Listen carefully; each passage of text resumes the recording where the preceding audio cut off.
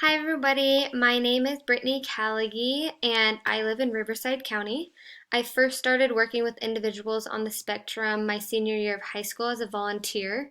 After volunteering, I was able to acquire a job at a special needs preschool. I worked at the preschool as a paraprofessional for 3 years, and then I moved to Duluth, Minnesota. In Duluth, I worked at a elementary school in their ASD program for about 2 years. Currently, I am working in an SDC classroom teaching third, fourth, and fifth graders. This is my second year of teaching, and we are fully online right now.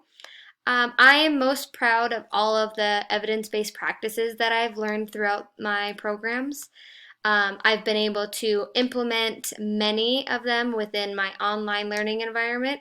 I've been able to see which evidence-based practices have been effective and not so effective with my students. And in the next 5 years, I would like to go skydiving and then begin to start my family and buy a house.